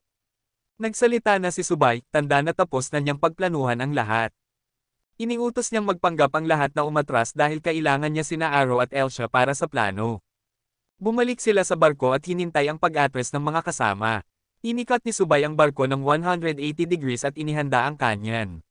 Ginamit si Arrow bilang enerhiya upang pag-isahin sa kanyan, at gaya ng inaasahan ni Subay, pumwesto ng siksikan ang kalaban. Isang putok lang ng kanyan na pinag-isa kay Arrow, halos lahat ng sundalo ng kalaban ay nawalan ng singsing at hindi na makalaban, maliban kina Kai, Ren, at ang emperador. Sinubukan ni Arrow bigyan sila ng daan para umatras ngunit pinilit sila ng emperador na sumugod gamit ang tradisyonal na sandata. Hindi sila duwag kaya lumusab sila, at napilitan ng kapitan at ang kanyang pangkat na tumugon. Sinabihan ni Arrow si Kai na pigilan ang mga sundalo dahil walang saysay ang pag-aalay ng buhay, ngunit sinabi ni Subay na huwag na siyang magpaliwanag dahil ang mga taong iyon ay mabubuhay at mamamatay sa prinsipyo, hindi sa loika. Tumayo ang prinsesa upang pagalingin ang mga sugatan, ayaw niya ng karagdagang dugo kaya patuloy niyang pinagagaling ang lahat hanggang isuko nila ang pag-atake. Sumunod ang iba at tumulong. Napagaling din niya ang emperador at narating nito ang hangganan ng lakas kaya bumalik sa pagiging normal. Nagutos siya ng tigil putukan at umamin ng pagkatalo. Gusto pa sanang lumaban ng dalawang general ngunit pinigilan sila ni Kai dahil iyon ang kagustuhan ng emperador. Nagkamay ang dalawang panig, nag-usap, at nagpasya na bumalik sa kani-kanilang lugar. Inayos ni Naaro at ng iba ang barko dahil naubos ang lakas nito sa huling putok. Nauna nang umuwi ang prinsesa at ang kapitan para ipaalam sa mga tao ang tungkol sa pangalawang personalidad ng prinsesa. Ngunit pagdating niya, binato siya ng mga tao dahil akala nila ang masamang anyo ang tunay niyang ugali. Nagse-celebrate ng tagumpay si Naaro at ang mga babae ay nagbabalak ng bumalik sa pader ngunit wala pa silang magawa sa ngayon kaya umaasa pa rin si Subay na pag-iisipan ni Aro ang pagiging hari. Nalaman ng kapitan na hinailan niya palayo ang prinsesa nang hindi nito na ipapaliwanag ang sarili. Dumating ang doktor at ang dalawang recorder at nagsabi na sinalakay ng mga tao ang laboratorio para nakawin ang mga transformation ring at bawal silang sakta ng prinsesa. Nalaman din ng kapitan na ang Supreme ang nagpakalat ng impormasyon. Habang gustong makipag-usap ng prinsesa sa tao, bigla siyang nahimatay. Pagdating sa kanyang silid, nalaman ng kapitan na may mga sugat din pala ang prinsesa. Kakailanganin ni Subay ng higit isang araw para ayusin ang barko. Ngunit bigla silang inatake ng kakaibang robot. Lumabas si Arrow para harapin ito ngunit hindi nila makita ang buong anyo ng kalaban. Nag-split si Arrow upang pigilan ito ngunit bigla itong naglaho. Samantala, nag-aaklas na ang mga tao at pinipilit ang prinsesa na lumabas at magpaliwanag. Hinahatid siya ng kapitan palabas ngunit biglang lumipad ang robot ni Arrow at nagsimulang year-okan ang mga tao, may mga namatay kaya napilitang umatake ang kapitan. Tumakas ang robot at nalaman nilang ang payaso pala ang nagpapanggap na Arrow. Alam na ng mga tagasunod ng prinsesa kung sino ang utak ng sabuatan. Gumawa ang prinsesa ng isang puppet at pinaponte ito upang ipabatid sa mga tao ang tungkol sa pagdadala niya ng Heretical Arrow Group sa bansa kaya ngayon ay hinahabol na nila ang mga taga-nayon. Hindi mapakalma ng prinsesa ang mga tao at lumitaw ang Supreme, nagbagong anyo sa pinakamakisig niyang forma upang kausapin ang mamamayan. Sinabi niyang aagawan niya ng titulo ang prinsesa at hahayaan ang mga tao na bitayin siya. Pinigilan sila ng kapitan ngunit pinaaresto na ng kalihim ang prinsesa. Nang tangkain ng kapitan na iligtas ang prinsesa, hinarang siya ng payaso. Kaya nadakip ang prinsesa habang ang doktor naman ay nagpunta sa Supreme. Ibinunyag ng Supreme na layunin niyang ipagpatuloy ang digmaan dahil hindi niya gusto ang mapayapang estilo ng prinsesa. Siya rin ang gumawa ng paraan para maging baldado ang doktor at siya rin ang nagpaputok na nagpabagsak sa prinsesa mula sa glider. Inactivate ng doktor ang kanyang pulseres upang lumaban ngunit bagbog sarado siyang tinalo ng walang mintis. Nang makita niyang wala siyang laban, tumakas na lamang siya. Malapit nang bitayin ang prinsesa nang dumating si Arrow sa oras upang iligtas siya. Alam na rin niya ang tungkol sa pagpapanggap dahil sa ulat ng doktor. Nagtratrabaho si Subay ng 10 ulit na mas mabilis upang ayusin ang barko. Gusto sanang hanapin ni Arrow ang mga taga-nayon habang ang payaso naman ay haharapin ng kapitan. Dinala ng doktor ang gusaling pinagtatagwa ng mga taga-nayon papunta sa barko ngunit sinaksak siya ng mga tao. Pilit niyang inilayo ang mga taga-nayon at siya na mismo ang hamarang ngunit paulit-ulit siyang inundayan ng saksak. Dumating si Arrow upang pigilan ang mga tao pero hindi na nailigtas ang doktor. Sinabihan pa niya ang prinsesa na mag-ingat sa Supreme bago siya tuluyang pumanaw. Dumating ang kalihim upang bawiin ang prinsesa dahil panloob na usapin daw ito ng bansa, ngunit sinabi ni Atli na ang kanyang barko at ang mga taong sakay nito ay isa ring malayang bansa at hindi nila pahihintulutang mapahamak ang prinsesang nagligtas sa kanila.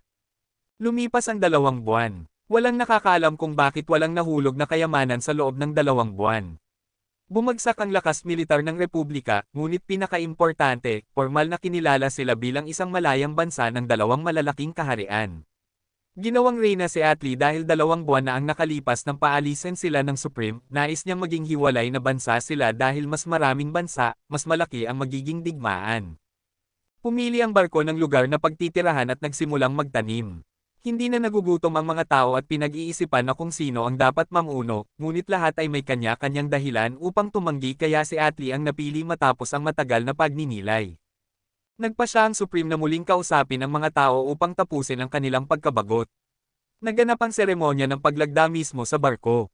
Dumalo ang hari ng Republika. Ang kalihim, na siya na ngayong emperador ng imperyo, ay naroon din. Dumating din ang dating pangulo na hindi makapaniwalang ang dating tinataboy na nayon ay napakalaki na ngayon. Pagpasok nila, lantad ang pangmamaliit ng emperador ng imperyo sa prinsesa, ngayon ay konsehal ng si Fine. Ipinaalam ng kapitan na ang mga basalyong narito ay pumili ng maging nasa ilalim ng kanilang bansa kaya kung may bansa mang umatake, poprotektahan nila ang mga ito. Ang Armored Division na dati niyang pinamumunuan ay muli niyang ihihiwalay mula sa imperyo upang suportahan ang bagong bansa. Dumating din ang mga binatang tinulungan noon ni Arrow upang tulungan ang iba pang basalyong bayan habang patuloy nilang pinupuri ang grupo. Samantala, sa Republika, nagsasanay na ang mga sundalo na lumaban sa mga robot gamit ang sariling mga kamay dahil karamihan sa kanilang singsing ay nawala. Lubhang-hami na ang kanilang hukbo. Napilitang magbago si Kai. Pinaupo siya sa mesa para mag-aral tungkol sa belief particles, umaasang makahanap ng paraan upang paginahin ang battle armor ng walang singsing. Bukod pa rito, natuklasan niya na ang awakening ni Arrow ay maaaring maging sanhi ng pagkaubos ng sangkatauhan. May natagpuan pa sana siya ngunit biglang dumating sina Arrow at Subay. Gustong lumaban ng dalawang general at si Ren, ngunit pinigilan sila ng Chancellor, pangalawa sa kapangyarihan pagkatapos ng hari. Nagulat si Subay kung nasaan ang dating matabang Chancellor, tumakas pala ito bitbit ang pera matapos matalo ang Republika. Sa pagtakas niya, nahuli siya ng payaso na nagsabing pinili siya ng Supreme. Pagpasok ni Subay sa Republika, sinimulan niya ang negosasyon at humingi ng bahagi ng lupain kapalit ng kapayapaan. Tumutol si Ren at tinawag itong pananakot ngunit sabi ni Arrow, masyado siyang padalos-dalos. Nagalit si Ren dahil naglakas loob si Subay bumalik kahit alam niyang galit siya rito at akala niya walang dalang paghahanda. Ngunit inilabas ni Subay ang mga bomba na itinanim niya bago siya umalis upang takutin si Ren. Hindi siya sigurado kung nahanap niya ang lahat ng bomba kaya napaatras siya. Pinatalas ni Subay ang kanyang dibdib at itinulak siya palayo. Pinatigil naman siya ni Kai dahil nagpapasama siya sa sarili. Samantala, sa panig ni Atli, maayos pa rin ang pagpirma ng kasunduan. Tinanong ni Kai si Subay kung bakit niya nilagay sa panganib ang sarili para lamang sa lupa. Sagot ni Subay, kailangan niya ng teritoryo. Ngunit alam ni Kai na dahilan lang iyon, dahil may nakasulat sa teksto na, kapag nagising ang Shape of Destiny sa Land of Destiny, lahat ay babalik sa wala. Tumutukoy iyon sa barko nila at kay Arrow. Ngunit napunit ang natitirang bahagi ng teksto, at pinaghihinalaan niyang si Subay ang palm unit nito. Hindi sumagot si Subay kaya ginamit ng Chancellor ang presensya ng Emperador sa seremonya bilang pagbabanta, kaya raw nitong patayin ang lahat dito. At para magkaroon sila ng dahilan para magdeklare ng digmaan. Kailangan lamang nilang patayin ni Ren ang Chancellor at maipapasa ang sisi kay Arrow at Subay dahil alam nilang isang patibong ang nakalatag. Kailangan ipakita ni Subay na ang nakatago sa lupang gusto niyang kunin ay isa pang warship. Pagkatapos niyang magsalita, naganap ang mga pagsabog, ngunit hindi ito gawa ni Subay. Lumitaw ang isa pang warship at ang lumang Chancellor ang kumokontrol nito. Siya ay si T, at idineklara niyang mula ngayon, ang Republika ay nasa ilalim ng kanyang kapangyarihan. Palabas na sana sina Ella at Bit ng aksidenteng makatagpo sila ng isang misteryosong tao na nagsabing siya ay mula sa labas ng pader. Ang Tay ay nagsimulang kumalat sa Republika. Natagpuan ito ng hari na nakakatawa at idineklara niyang tapos na ang seremonya ng paglagda at nagpaalam sa lahat hanggang sa labanan. Umalis ang iba, ngunit gusto ni Arrow na sumugod sa laban. Atake niya ang cockpit ngunit hindi iniiwan ng kalaban ang lugar na lantad gaya ng inaasahan niya. Tumugon siya ng putok at tinawag siya ni Atli upang pag-usapan ang misteryosong taong kanilang nakilala, kaya napilitan si Arrow na bumalik. Nang makita ng kalaban na umatras si Arrow, idineklara nila na walang pag-asa ang Republika laban sa kanya at sinabing sino man ang gustong sumama sa kanya ay malugod na tinatanggap. Napilitang hayaang piliin ng mga sundalo ang kanilang panig upang mabawasan ang dugo. Ang misteryosong babae na natagpuan ng grupo ni Ella ay nagsabing siya ay tagasunod ng Lean Faith. Ang nagtatag ng faith na ito ay nais na ipaalam ni Arrow sa mundo ang katotohanan. Sa lalong madaling panahon, kailangan niyang pumunta sa sagradong kabundukan sa labas ng pader at bibigyan siya ng paraan upang makarating doon. Nang gawin niya ito, naglaho ang babae at naging alikabok. Sinuri ito ni Subay at nalaman niyang ginawa siya mula sa faith particles. Nag-aalala si Arrow sa battle armor, natatakot siya na kapag nalaman niya ang katotohanan, mawawasak ang mundo gaya ng ipinrope siya. Ngunit iniisip ni Subay na nagbago na ang mundo mula nang dumating si Arrow, kaya maaaring ituring na iyon ay bahagi na ng pagkawasak. Samantala, sinusubukan ng mga sundalo ng Republika na atakihin si Tai. Tumira siya sa kanila, ngunit lumitaw ang emperador at sumugod diretso sa kanyang battleship. Natakot pero nagbukas siya ng apoy, sa kabutihang palad, nakaligtas ang emperador dahil sa singsing na kinuha niya mula sa pangulo. Nang lumipad ang barko ng mas mataas, gumawa ang emperador ng bow shot, tinulak ang sarili sa langit, at bumagsak kay Tai. Tinapos niya ito sa isang galaw at ibinagsak ang barko. Ipinaalam niya sa mga opisyal na may iba pang singsing sa barko, kaya nagkaroon na ng sariling battleship ang Republika. Nag-alala ang imperial na hari na baka salakayin sila ng Republika, ngunit patuloy na tiniyak ng Supreme na huwag mag-alala, ang unang target ng Republika ay ang bansa ni Arrow. Nakakuha rin siya ng kahon mula sa Supreme at agad iniutos ang evacuation ng mga mamamayan. Pag-alis ng mga tao, inactivate niya ito at itinagilid ang isa pang battleship mula sa ilalim ng imperyo, na nakatuon din kay Arrow. Nagpadala ang Supreme ng mensahe sa barko ni Arrow, sinasabing ito ay 2 regalo mula sa kanya. Hindi alam ni Subay kung paano nalaman ng Supreme ang tungkol sa barko at bakit pinili niya ang sandaling ito upang lumitaw.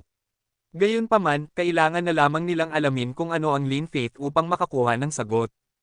Alam ni Arrow na hindi sigurado si Subay noon kung sisirain ba niya ang mundo o hindi, ngunit kailangan niyang sabihin ito upang hindi mag-alala ang lahat. Kinabukasan, nakarating ang grupo malapit sa pader ngunit nahuli sila ng barkong imperial, kaya napilitan ng kapitan at ang kanyang dibisyon na makipaglaban. Naglabas ang kabilang panig ng maraming sundalo na kayang lumipad, ngunit ang layunin ng grupo ay makabili lamang ng oras para kay Arrow. Nakatayo siya sa harapan ng barko at pinaikot ni Subay ang barko, ini-activate ang upright mechanism. Mas malaki na ang cannon at naglunsad ng liwanag na beam na hindi maiiwasan. Resulta ito ng 2 buwang pananaliksik ni Subay para labanan ang mga lumilipad na kaaway. Nilinis nito ang buong linya at iniikot sa magkabilang panig, ganap na nilinis ang puwersa ng kaaway. Dahil nawalan na ng faith particles ang barko, hindi na ito makalipad. Kaya nagpatuloy ang grupo ni Arrow patungo sa pader. Lumitaw ang isa pang disipulo at sinabing dumiretso sa pader. Pinayagan silang dumaan at sa kabilang panig, may isa pang pader. 3 pader ang kanilang dinaanan sunod-sunod. Kinuha ng imperyo ang iba pang singsing upang lapitan at suriin ang pader. Papalapit na ang grupo sa tuktok ng bundok ngunit may problema sa mga haligi, lahat ay mga bungo kasama ang ulo ng doktor. Tumakbo ang kapitan upang suriin ngunit may nagsabi sa kanya na huwag itong hawakan, ito ang patriarch ng Lin Faith. Ang mga mukha sa haligi ay kumakatawan sa mga namatay at mas mataas ang haligi, mas malapit ang kaluluwa sa langit. Gusto ng patriarch na alalahanin ni Arrow ang lahat, kaya ginamit niya ang magic sa kanya na nagdulot ng matinding sakit. Sinubukang tulungan siya ng iba, ngunit pinigilan. Dumaan na rin ang barkong imperial at nasa paghahabol. Nais nang umatras at magbomba ang grupo, ngunit nag-isa si Arrow na sumugod sa laban. Nagsimulang gumaling ang mga peklat sa kanyang katawan, halos mawala ang kanyang kontrol. Kumpiyansa pa rin ang imperial na hari dahil hindi kayang pumatay ni Arrow ng tao, ngunit nawala ang kanyang singsing at buhay. Labis na nagulat si Arrow nang pumatay siya ng tao sa unang pagkakataon. Sinubukan niyang umalis ngunit hinadlangan ng kuryente, at muli siyang nawalan ng kontrol, na nagdulot ng pagkawasak sa lahat ng sundalo ng imperyo sa paligid. Lahat ay nagulat habang sinasabi ni Arrow sa kapitan na tumakbo bago niya aksidenteng burahin din siya. Ngayon, tiyak na sila na si Arrow ang nagdadala ng pagkawasak sa mundo. Ang patriarch pala ay isang jest na ipinadala ng Supreme. Alam na niya kung sino si Arrow mula sa simula at ginawa ito upang ibalik ang likas na kapangyarihan ni Arrow bilang tagawasak na ipinadala ng Diyos. Ginamit ng jest si Arrow upang sirain pa ang mas maraming tao, kaya lahat ng sundalo ng imperyo ay napuksa sa kamay lamang ni Arrow.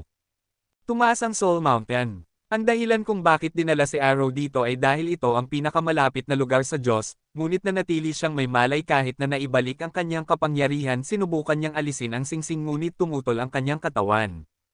Naglunsad siya ng putok sa barko ngunit nagawa niyang sirain ang atake bago ito tumama. Sinabihan niya ang lahat na atakihin siya upang hindi makita ang lahat na namamatay.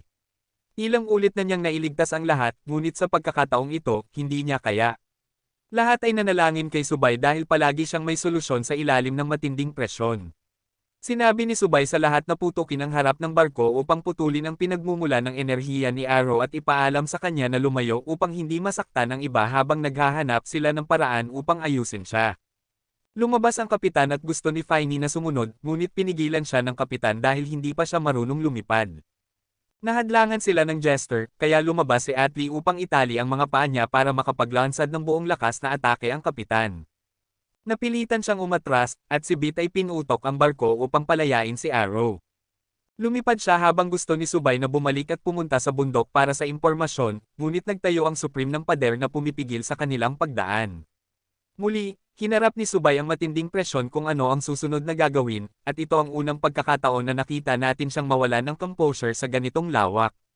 Ngunit iniligtas siya ni Beat sa pamamagitan ng pagpigil sa pagkasira ng Execution Village, kasama ang kahon na nagpadala kay Arrow sa kanila. Lumipad na malayo si Arrow at sinusubukan niyang alisin ang singsing sa anumang paraan.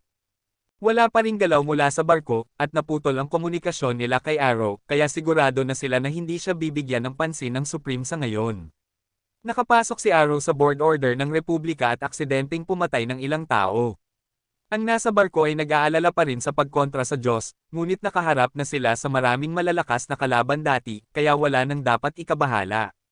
Naniniwala si Beat na may estratehiya si Subay, at syempre mayroon, at kailangan niya ng tulong ni Fine. Muling nakaharap ng hari ng Republika ang Supreme at naipaalam tungkol sa Diyos. Hindi siya nag-alala kung sino ang Diyos ng Supreme at tanging pader lang ang nakikita niyang Diyos. Nagpasya siyang talunin ito at pabagsakin ang tinatawag niyang Diyos. Ipinasa niya ang kontrol ng barko sa Chancellor at umalis ang barko. Dala-dala ni Atli at Ella ang pagkain sa mga villagers at lubos na nagtitiwala na sa kanila matapos ang lahat ng nangyari. Unti-unting ibinaba ang pader. Sinusubukan ni Arrow na kontrolin ang sarili upang hindi makasakit ng mas marami pang tao. Pagbaba ng pader, nagpatuloy ang grupo ni Subay sa kanilang paglalakbay. Lumapit si Beat kay Subay upang magreklamo tungkol sa kanyang pagiging walang silbi, ngunit may napakahalagang gawain si Subay para sa kanya. Naabot ni Arrow ang taas na limit at sinusubukang lampasan ito. Nakakita siya ng treasure drop hole at pumasok, ngunit bago siya makapag-orient, hinaila siya palabas ng jester. Itinapon siya pababa at nahulog mismo sa harap ng barko ng Republika. Hahabulin sana siya ng hari bilang hunting dog ng Diyos, ngunit hiniling ng kapitan na itigil ito. Dumating ang grupo ni Subay at nakipagnegosasyon siya sa hari, nais patunayan na mayroon din siyang lakas upang harapin ito gamit ang kanyang likas na bellicose na kalikasan. Pumayag ang hari na harapin ni Subay si Arrow. Pinayagan siyang patunayan ang kanyang lakas, at kung matatalo niya si Arrow, siya na ang susunod na kalaban. Maaari nang huminga ng maluwag ang grupo ni Subay dahil hindi na makikialam ang hari. Si Finey ang magpapatakbo ng kanan. Ang dalawang tauhan ng kapitan ay umatake sa prinsesa upang masipsip at may redirect ito kay Arrow, ngunit nagawa pa rin niyang pigilan ito. Gayunpaman, nagtagumpay si Finey na lapitan siya at pinilit ng ibang personalidad ng prinsesa na kuhanin at pisilin ang kamay niya, dahilan upang siya'y masira at bumalik sa kanyang human form. Nahikayat ni Finey ang kanyang ibang sarili na makipaglaban ng sama-sama, kaya muli niyang makakatagpo si Subay at maabot ito upang hawakan. Kahit hindi siya nasa robot form, maaari pa rin niyang palayasin si Subay. Natarante si Arrow at hindi hinayaan ang sino man na lumapit sa kanya, at nagpasya siyang siya na mismo ang sisire sa Supreme One habang lumilipad palayo. Sinubukang sundan ng Clown Woman, ngunit hiniling ni Finey sa kapitan na bumalik sa imperyo upang iligtas ang mga tao bago sila tutukan ng Supreme One. Nang subukang sundan ng Clown Woman, sumugod si Ren upang pigilan siya. Pareho silang gusto ni Ren at Kai na harapin siya bilang paghihiganti kay Subay. Napagtanto ni Kai kung gaano siya nagkamali sa pag-underestimate sa aspirasyon ni Subay, ngunit nalungkot din siya na napatay si Subay dahil sa layunin na kanyang pinagsikapang abutin. Patuloy na umatake si Kai, dahilan upang gumuho at sumabog ang Clown Woman.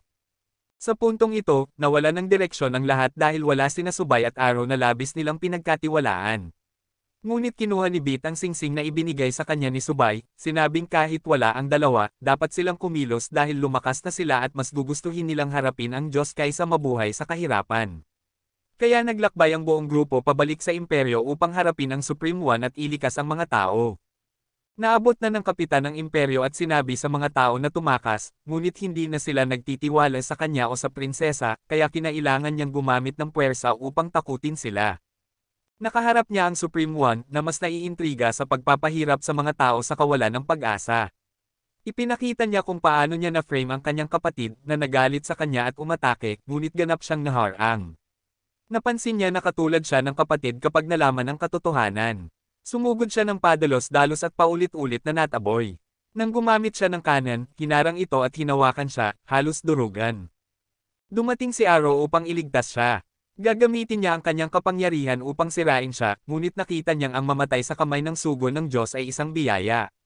Gayunpaman, hindi niya siya matamaan, na nagpalaki sa kanyang kayabangan at paniniwala na hindi pa nais ng Diyos siyang patayin.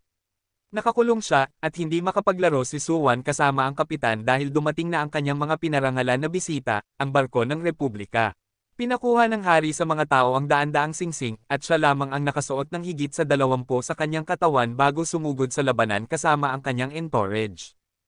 Kahit na kayang lumipad ng lahat ngayon, pinanatili pa rin ni Kay si Ren sa kanyang tabi. Pinilit ng Supreme One si Arrow na atakihin ang hari, ngunit nagawang harangan ni Arrow ang kanyang disintegration beam at maitaboy siya. Nang pinaputok ng Supreme One si Arrow ng maraming beam sa paligid, na ipagtabuyan lahat ito ng Emperor pabalik sa kanya. Kinailangan niyang tawagin ang ilang mga armas upang harangan, at gusto ni Arrow na tapusin siya ng hari dahil matapos niyang mawalan kay Subay, wala na siyang pakialam. Hinailan ng hari at nilason si Arrow, at unti-unting nawala ang kanyang katawan tulad kay Subay, ngunit sa huli, muling isinilang siya na may batang katawan, hawak ang espada ni Arrow. Nagpasya siyang gamitin ang sariling sandata ng Diyos laban sa lingkod ng Diyos. Napilitan ng Supreme One na makipaglaban ng seryoso. Inilabas niya ang kanyang singsing at ginawang battle armor, ngunit gumawa rin siya ng isang warship para sa kanyang sarili. Patuloy na pinaputok ng kanyang warship ang paligid, binobomba ang malawak na lugar. Sa kabila ng mahirap na sitwasyong ito, dumating si Fine at muling binuhay ang lahat. Ngunit hindi pa rin ito sapat laban sa Supreme One. Inactivate niya ang barrier field na pumapalibot sa warship. Sa pagkakataong ito, lumabas si Beat at inilabas ang singsing na iniwan ni Subay. Lumaki ang singsing at nagsanib sa warship, ginawang isang higanting robot ang kanilang barko. Pinagkatiwalaan siya ni Subay dahil palagi niyang pinagsasama-sama ang lahat. Habang hinaharap ni Beat ang mga armas ng kabilang warship, ginamit ni Fine ang pagkakataon upang muling buhayin ang lahat. Ang kanyang kakayahan ay tila maginhawa ngunit direktang nakakasakit sa kanya dahil kailangang tiisin niya ang sakit upang pagalingin ang mga tao. Determinado ang hari na hindi sayangin ang kanyang pagsisikap, kaya sumugod siya kung saan nagtatago ang Supreme One upang hilahin ito palabas. Hinarang ng Supreme One ang atake at hiwalay mula sa warship upang masiyahan sa laban. Napansin ng hari na konektado siya sa warship sa pamamagitan ng mga kawad, indikasyon ng link sa pagitan nila. Lahat ay sumugod upang atakihin ang mga kawad, ngunit ito'y hindi karaniwang matibay. Kahit na ang dalawang general at si Kai ay hindi ito mabangga. Patuloy na hinahampas ng Supreme One ang hari, pinipilit si Fine na patuloy na magpagaling, ngunit inatake rin siya ng Supreme One gamit ang malawak na area technique upang pigilan ang kanyang recovery at makita kung gaano katagal siya makakayanan. Dumating si Beat sa isang matapang na ideya, pinagsama niya ang dalawang battleships upang lumikha ng mas malakas at mas malaking robot. Ramdam ng lahat ang kapangyarihang ito. Naniniwala si Beat na ito ang dahilan kung bakit palaging gusto ni Dwight ng battleships, at ang kapangyarihan mula sa pinagsamang battleships ay sapat upang sabay na sirain ang mga kawad. Naglunsad rin si Beat ng barrage ng mga missile sa Supreme One. Inisip ng hari na nakatali pa rin siya sa mga patakaran ng lugar, kaya maaari pa rin silang manalo.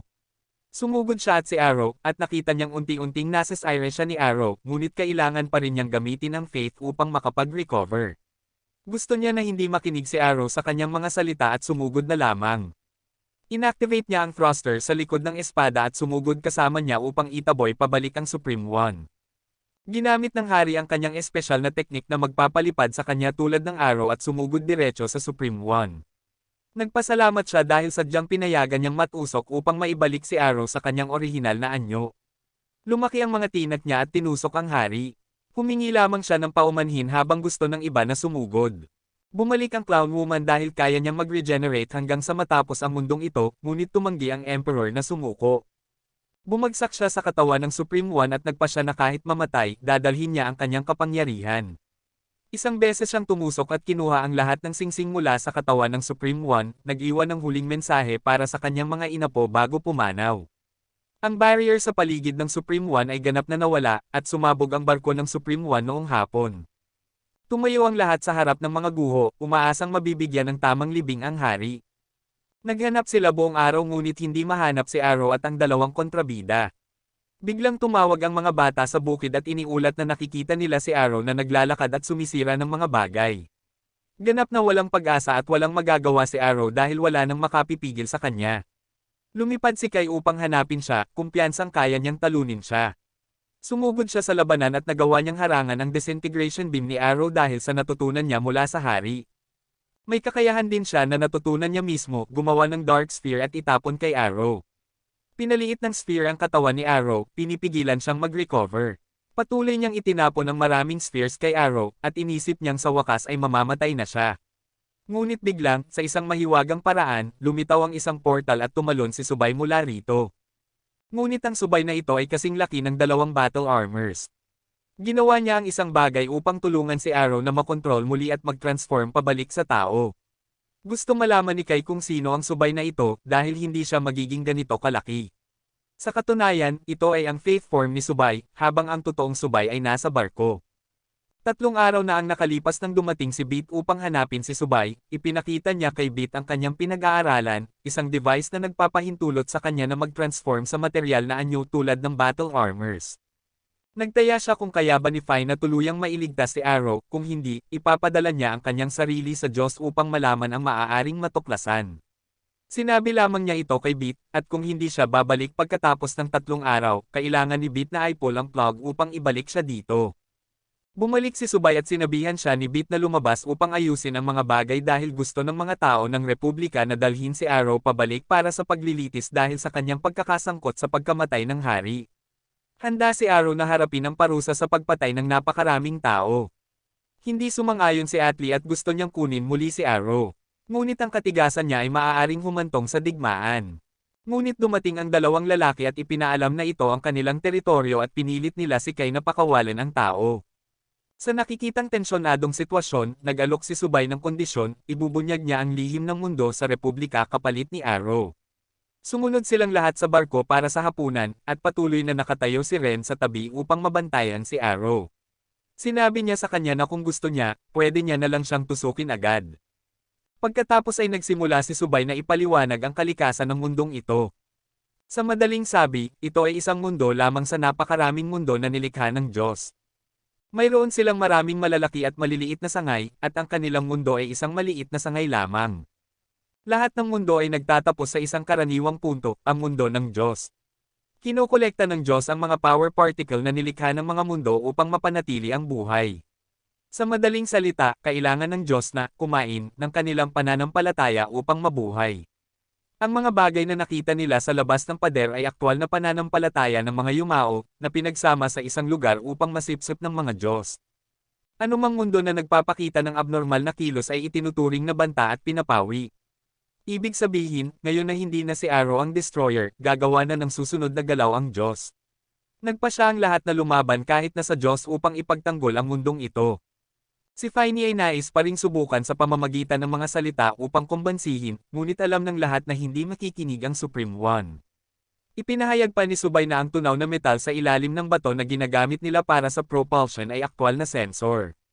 Kung mapanlin lang ni Subay ang sensor, maaaring magawa nila ang susunod nilang galaw. Pagkatapos, nagkaroon si Subay ng ideya na subukan bumalik sa labas ng pader upang makita kung ano ang mangyayari dahil doon ipinapadala ang faith sa Diyos. Ngunit paano sila makakalabas sa mundo kung may mga device na naglilimite sa taas sa kalangitan? Naalala ni Arrow na nang pumasok siya sa Treasure Gate, nakita niya ang isang espasyo sa labas, at base sa kanyang pag-iisip, mahulaan ni Subay na ang lokasyon na narating niya ay isang tubo na patungo sa lugar ng Diyos. Iminungkahi ng dalawang lalaki ang isang alyansa sa pagitan ng mga bansa dahil pareho na silang may layuning ipagtanggol ang mundong ito laban sa mga Diyos. Nag-alala sila na baka bumalik si Arrow doon at muling makuha ang kanyang nakapipinsalang kapangyarihan, na posible pa rin, ngunit mas mataas ang tsansa na masira ang kanilang mundo. Gusto ni Arrow malaman ang dahilan ng pagkawala ng kanyang alaala at ang kanyang pagnanais na bumalik sa kabilang panig ng pader, ngunit hindi pa natutukoy ni Subay iyon. Marami na siyang napatay at ngayon ay hindi niya alam kung ano ang dapat gawin. Naisip ni Kai na kung ganito si Arrow, baka mas mabuti na siyang mamatay. Hinamon niya si Arrow bilang isang lalaki, at inilabas ang kanyang espada para makipagdigma sa isang walang armas na Arrow. Hindi hinayaan ng kapitan si Finey na makialam dahil ito ay isang duel ng karangalan. Sumugod si Kai kay Arrow na umiiwas. Hindi niya maintindihan kung bakit gusto ni Arrow mamatay ngunit lumilikas upang humawak sa buhay. Natagpuan niya si Arrow na napaka-indecisive at tinawag siyang pumatay sa hari, at sinabi na huwag sisihin ang Supreme One. Patuloy siyang umatake ngunit patuloy na ipinagtanggol ni Arrow nang hindi niya namamalayan. Hindi niya maintindihan ang kanyang sariling kilos hanggang sa maunawaan niya na ang dahilan ng kanyang pagnanais mabuhay ay ang mga kaibigang nakilala niya. Nakita ni Kai na nakikipaglaban si Arrow, kaya inilabas niya ang sandata ng hari upang atakihin ito, ngunit naharang ni Arrow ng kamay lamang. Ngayon niya naintindihan ang dahilan kung bakit nakipaglaban siya sa kanila kahit na siya ang destroyer, ang malakas na kagustuhan mabuhay ng mga taong nakilala niya ang nagbago sa kanya. Dahil sa kanila, naging siya kung sino siya ngayon, at ngayon ay dadalhin niya ang buhay ng lahat ng napatay. Nakipaglaban siya kay Kai ng ilang sandali bago umalis si Kai. Dumiretso ang dalawang babae upang yakapin siya, at nakatiyak siya na bumalik na siya sa dati niyang sarili. Nagkunwari siyang hindi naaalala si Beat, ngunit paano niya makakalimutan ng taong nagbigay sa kanya ng pangalang ito. Muling nakatagpo ni Kai si Subay, at inisip na makikita ni Subay ang kanyang kamakailang aksyon bilang pagsubok para kay Arrow. Ngunit sinusubok din ni Subay si Kai, dahil pagkatapos ng pagkamatay ng hari, gusto niyang umakyat si Kai sa trono. Naniniwala siyang mangyayari ito at ibinigay kay Kai ang mga bagay na inihanda niya kung mangyayari ito. Napansin din ni Kai na itinatago ni Subay ang kanyang lumang peklat. Tutulungan ni Kai si Subay na tuparin ang malaking pangarap na hinahangad niya. Dumating din si Ren upang hanapin si Subay at nakita niya na umunlad ang kanyang sneaking skills. Determinado silang talunin kahit ang Diyos upang ipakita ang kanilang posisyon sa mundong ito. Pagkatapos, naglakbay ang grupo patungo sa bundok sa labas ng pader. Nang marating nila ang pader, madaling nakapasok sila ng walang sagabal. Alam na ni Finey ang nangyari sa doktor at kung paano siya pinarusahan noon. Pagkatapos, naglaan ang hukbo ng 1 minuto upang magbigay galang sa mga nagbuwis ng kanilang buhay dito. Muling lumitaw ang Supreme One. Mabubuhay siya hanggang sa masira ang mundo. Dahil inabandona na ng Diyos ang lugar na ito, hindi na niya kailangang tipirin ang enerhiya ng faith dito. Tinawag niya ang isang treasure, ngunit ito ay umiikot pababa sa lupa at hinaila ang pader patungo sa sentro upang lipulin ang buong mundo. Gusto niyang saksihan nila ang pagkawasak ng lahat ng kanilang minahal. Nilusaw niya ang mga haligi ng faith upang gumawa ng isang espada at sinusubukang pukawin sila, ngunit hindi sila madaling nahuli. Inihagis niya ang espada at pinako sila sa lupa. Sinabi ni Subay sa lahat na alisin ang kanilang mga singsing upang makatakas, ngunit kinokontrol ng sibat ng Supreme One ang kanilang katawan, kaya imposible silang makatakas. Ipinahayag niya sa buong mundo na ito ang parusa sa pagsalungat sa Diyos. Habang nakikipaglaban ang hukbo ng Republika ni Kai sa Clown Woman at sinusubukang pigilan ang makina na sumisira sa mundo, ginamit ni Arrow ang kanyang kapangyarihan upang hatiin ang sibat pabalik sa mga tore. Nagkaisa ang lahat upang pabagsakin ang Supreme One at pagkatapos ay bumalik upang pigilan ang sandata, ngunit hindi nila ito mapigilan.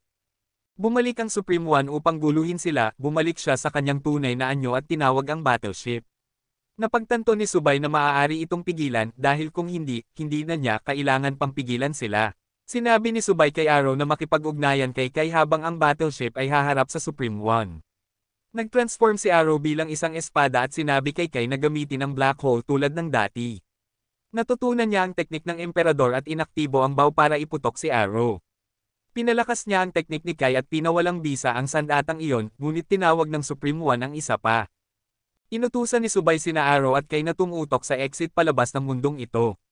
Nag-drill sila ng butas at lumipad palabas, sinundan ng battleship habang ang iba ay nanatili upang pigilan ang Supreme One.